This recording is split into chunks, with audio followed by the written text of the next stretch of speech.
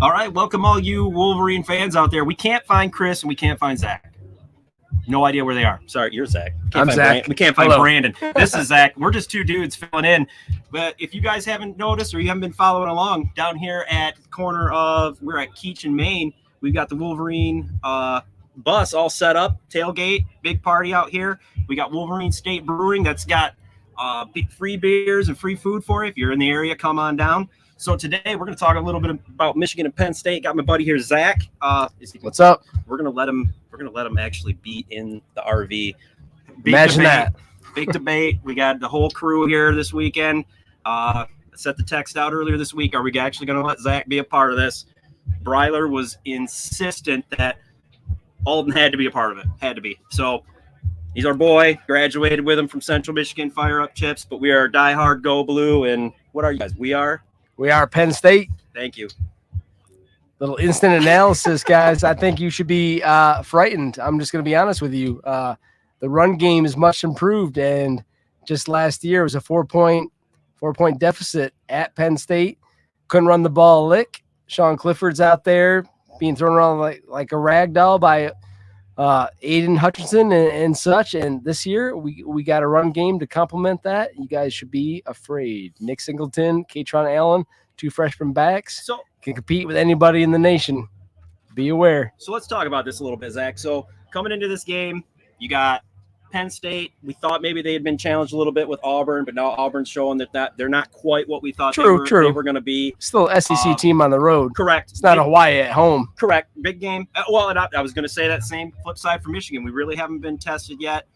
You look at some games, you say, our D-line looks like they're dominant, but at the same time, who are we going against? So what do you think is the key for this game, these two teams? What is something you're looking for from Penn State? You want to see, are we actually really good at this? What is the thing you're looking for Penn State? What I'm looking for a Penn State victory is a clean Sean Clifford game. Can he control the line of scrimmage? Can he make the right calls? Can he avoid the costly turnover? Other than that, I feel confident in my boys. I like it. So from the Michigan side of things, I've been texting with Chris and Brandon about this, and I'm sure you diehard Wolverine fans have been thinking the exact same thing. We found Chris. He is here. Oh, watch out. Just so you guys know, Chris is here. They've had, if anybody's been following along with Chris and Brandon, they've had quite the trip with the RV, breaking down on the way to Iowa, broke down again on the way back from Iowa. They just want to kind of enjoy their day and party.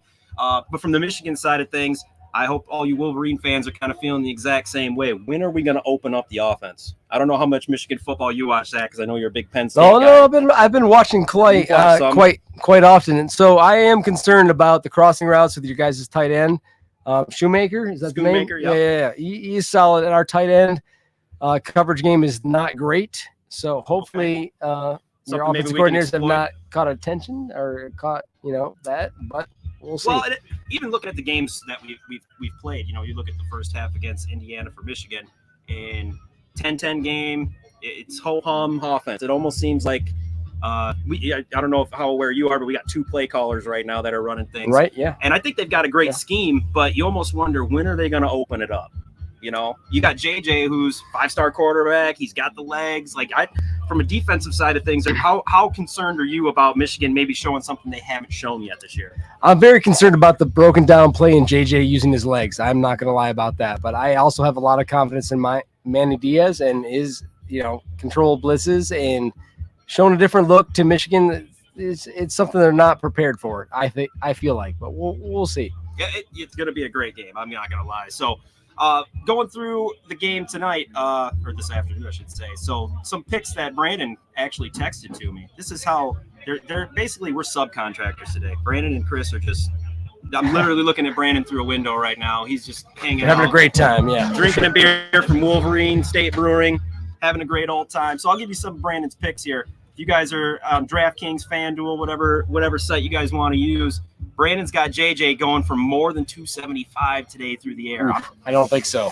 I'm not going to lie. I didn't go that high on him. I went DraftKings. I got him at plus 170. I'm a safe bettor. I take the long odds and I parlay them together, get a overall plus 105 and throw some money on it. He's also got Blake Corum scoring a touchdown. I don't know how that doesn't happen. Yeah, I agree with that. They're gonna get down around the 1 yard line. They're just gonna pound it in. It's gonna happen. He's got Nick Singleton to score a touchdown for you. Yeah, maybe 2, maybe 3. We'll Just saying. We'll keep. I mean, if he gets his 1 and Brandon's right, and we still get the W, I'm Sure. okay with it. He's got Sean Clifford getting sacked 3+ times. If it's 3 times, I'm okay with that because, I mean, that guy was on his back religiously last year. We were in there in November at Happy Valley. 7, 8 times, I think. Correct. And So 3 times would be a big win for Penn State. Correct. And many of you fans out there, you guys follow along with Chris and Brandon religiously. You probably heard the story of us going into Penn State. This guy had a smile on his face for more than 3/4 of the game, 95%. Eric All makes that nice catch and just takes off out of a cannon, gets the win for us. We didn't rub it into him too bad, though. And I will say, if there are any Penn State fans out there watching, great hospitality in Happy Valley. We went out to some bars afterwards. Everybody was super nice to us. Great place to be. Brandon's his 5th pick, Jake Moody, will make a 45+ yard field goal in this game today. Yeah, I can see that. You definitely have the edge in the field goal kicking competition. He's got the leg for it. I would give him that. One thing Brandon did not have on here, and you kind of alluded to it just a minute ago, I put a bet in for Schoonmaker to have over 30 yards receiving. I don't see how he doesn't.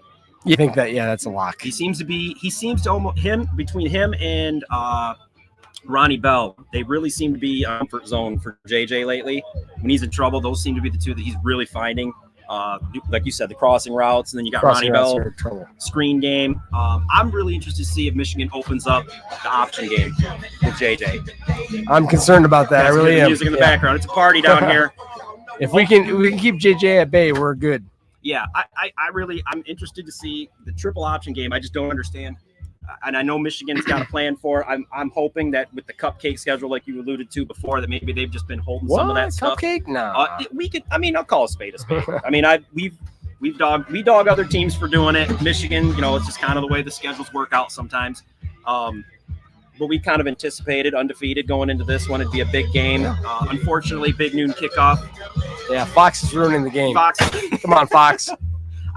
Hey, this game should not be played at noon. Come on, this is unreal. Love the analysts, love the guys. They do a great job before the big noon kickoff stuff. But let's try to get this a night game under the lights. Mays out would be something special. You guys do a great job at Penn State with the night games. Be something really special to see here at the Big House as well. But I'm really looking to see what Michigan has offensively, because I feel like we see it in spurts. Their opening drives of the games have been ridiculous. They go right down the field. They score touchdowns, and then we see this lull where it's like we're just going to turn around and hand it off to Blake, and then JJ's going to do a 5-step drop back and just look around, and he's been very accurate, but I feel like if they can give him some option looks. Yeah, it's very conservative by nature, so we'll see if Jim wants to open things up, because we all know that Jim is the offensive coordinator here. Come on now, let's be realistic. Brandon and I had that argument a little bit last night before. We came down here the night before, and we're talking about it. When you got 2 play callers, you really got 3. And if you got 3, you really got 1. It's all Jim. Jim's going to make all that the way. Yeah, you got your tight end on the field almost every single play. They're not spreading it out as much. And I'm just hoping that it's a genius design. They're holding everything back. But you know what? I hate to say anything negative about Michigan, because I'm diehard Go Blue, and I know you're diehard Go State. Brandon Brown. You're making an appearance, man. We appreciate it. With that schedule, it definitely opens things up to try and figure things out beforehand, before feeling quality opponent out. Let's look even beyond this game. So you got Michigan, Penn State, 2 top 10 teams. Sure.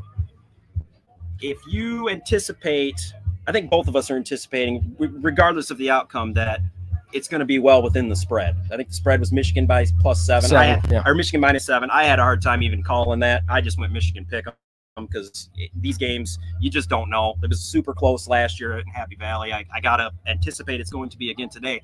So the loser of this game is not out of anything. Absolutely not. I mean, Penn State has Minnesota at home and Ohio State at home following this. So the next 3 weeks dictate their season. So if they could get a dub today, it would make, tons of headway. But we'll see. Michigan at the same time, this is a big win for them if they can get this on the board. But Ohio State at the end of the year, we'll see. Yeah, so I think both teams, it's going to be a close game regardless of the outcome. Obviously, I'm swinging Michigan. He's swinging Penn State. We're good buddies. We don't give each other too much of a hard time. We can, after the game's over, go have a few beers and we're good to go. But I think what's exciting is both these teams are ranked nationally in the top 10. The thing we were talking about it beforehand was at 97 was the last time that both. I don't want to talk about the 97 game. He didn't want to talk about it because it didn't go his way, but I think that was the last time they were both ranked in the top 10 that these Absolutely, yeah. It's ingrained in my childhood memory. So, yeah, big game. And it's great to see the powerhouses back to where they should be. You and I grew up in the 90s. It was Michigan. It was Penn State. It was Ohio State. Absolutely. It was those three dominating. Keith Jackson, ABC. It was those three dominating the Big Ten. That's what we want to get back to, and it's starting to feel like with Jim Harbaugh in here a little bit more. Terry, what's his name? Frank Cohn. I'm having a brain fart. Man. Your coach, your head coach, Penn State's head coach. Joe Pa? No, your guy you got right now. Oh, Franklin. Thank you. Yeah, James Franklin, man. I started saying Terry, and I went Terry Francona. Like come on now. The Cleveland Indians. It's insulting. Yeah, I know. James Franklin's doing a good job there. I know last year you guys didn't feel like that, but they've bounced back. You have years like that, so it's good to see these programs starting to get back to the traditional football that we were used to growing up. I'm absolutely so sick of students thinking Michigan State is a good football school. No, absolutely not. It just bothers me. We get behind that. We're both teachers, and I got all these kids wearing this Michigan State gear, and I'm like, you guys just have no idea. You get like 2 or 3.